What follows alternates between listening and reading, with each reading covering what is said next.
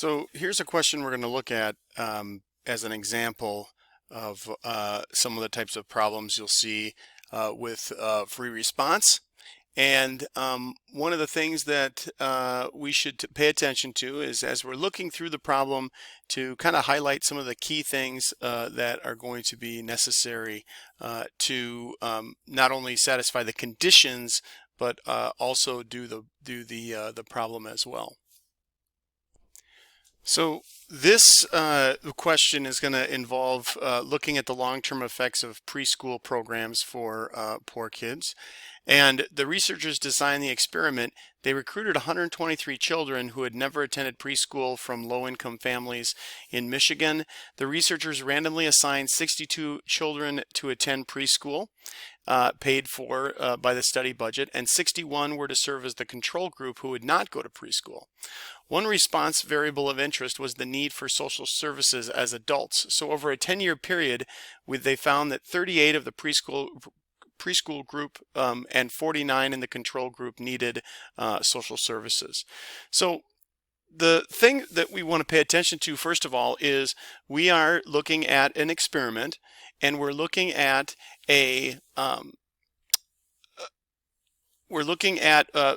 categorical variable. So first of all, the things that tell us that it's an experiment, notice that we have random assignment and that they're recruiting 123 children. So notice that it's not a random sample with this. Now, again, what we're looking for when we're looking for the need for social services after a 10-year period, and so that, since that's a categorical variable, we're really looking at the difference in the proportions. And notice that it's construct and interpret a 95% confidence interval for that. So when we see that we're trying to construct an interval, we're going to want to use the four methods: the state, plan, do, conclude.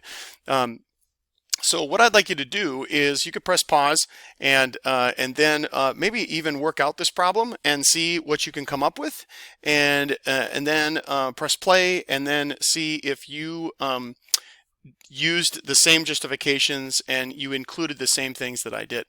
Okay. So when we think of the different elements here, the first thing we want to do is we want to state the parameter, and we're doing a confidence interval. So I'm just going to use CI for that. Confidence interval for the difference of the proportions, and this is going to be the proportion of the group who attended preschool. So we'll I'll use a subscript here, and then we'll do the difference between the proportion of students with the control group. And again, this is a difference in the proportion, and so we want to identify, well, what is P? And again, P is the proportion, of students like these who will need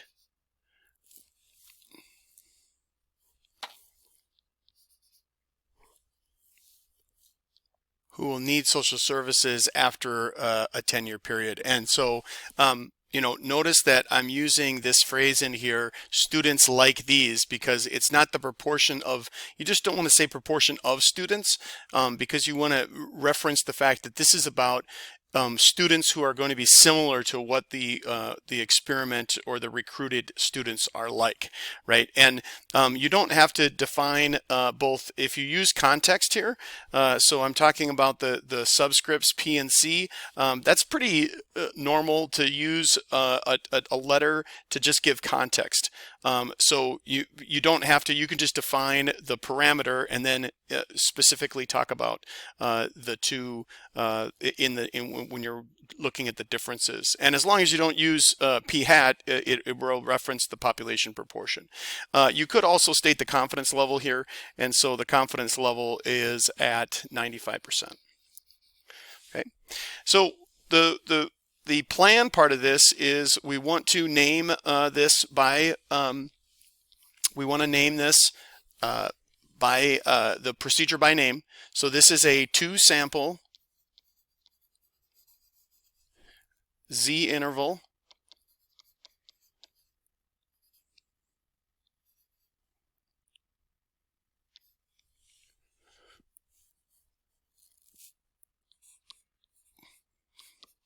for the difference in population proportions.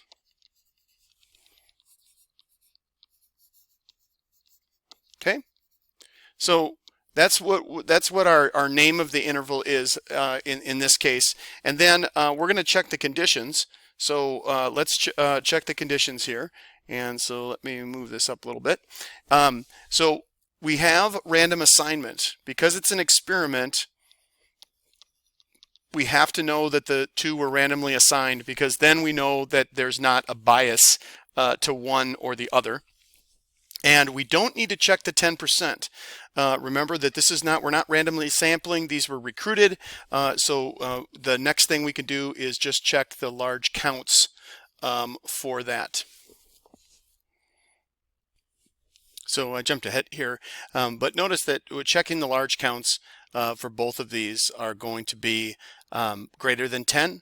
And you do need to check both of them. Notice that I'm using p hat, so it's the sample proportion from each of those, and I just am continuing with the subscripts p for preschool and c for control group with that. And again, that's kind of defined in the text with those.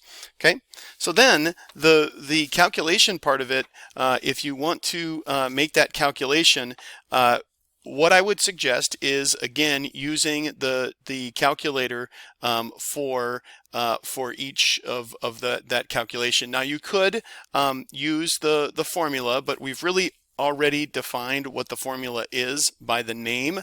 And so what I would do is just go ahead and go to the calculator, and let's type this in and then come up with the interval.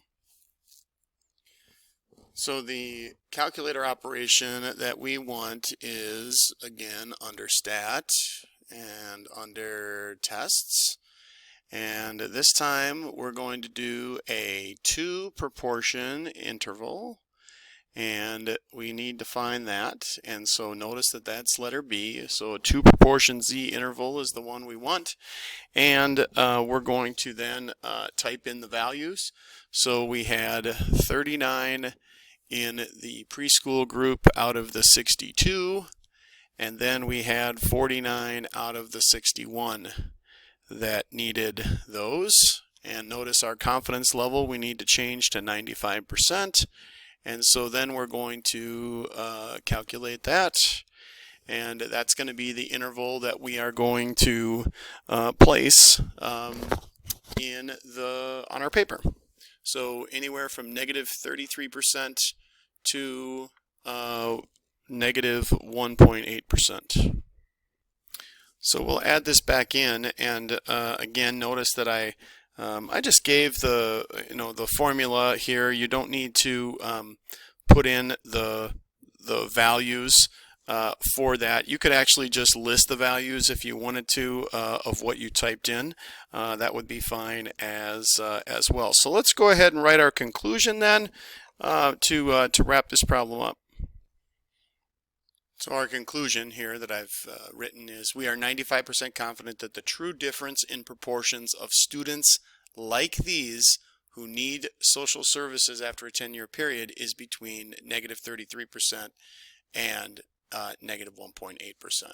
Okay, and so again, just emphasizing the idea that we're talking about the true difference in the proportions, the population here, and it's students like these because we're talking about in the future, right? We're talking about this is what we predict the proportion, the true proportion of students who would be in this situation with that. So that's the kind of the 4-step answer to this that you'd need credit for. And then if we go back up, the second question then, it says based off the interval. So we're going to base this off the interval. Is there convincing evidence that the treatments were not equally effective? Okay, so because we're saying convincing evidence that they were not effective, so what would we say? If they weren't effective, then we would have to say that 0 would show us no difference, right? Positive numbers would say that that kids who attended the preschool actually needed more social services. So because the 0 is not in the interval, we then have plausible, I mean, it's convincing evidence to tell us that that there is a difference between the two proportions because it's all negative. So look at the way the question is worded. So we want, is there convincing evidence that the treatments were not equally effective? Okay, and so we would say that there is not convincing evidence that they weren't equally effective. So however you want to answer this question, I think it's probably easier to answer it in the affirmative instead of saying there's not convincing evidence that they weren't effective. We could say that there is convincing evidence that there is a difference in the true proportions. So I just wrote out sort of what we just discussed, and notice that the first sentence is actually describing what zero means. And so just because you assume, don't assume that they know what zero means, a difference of zero would mean that they were equally effective. And so zero is not in the interval of plausible values in the confidence interval. Therefore, there is convincing evidence that there is a difference in the treatments. So this is sort of the after, a follow-up to the conclusion. They were asking about treatments. We want to say, we want to talk about the interval. We want to talk about what does zero actually mean when in terms of effectiveness with the treatments. So we'll discuss this a little bit more later on as we talk about other uses for confidence intervals.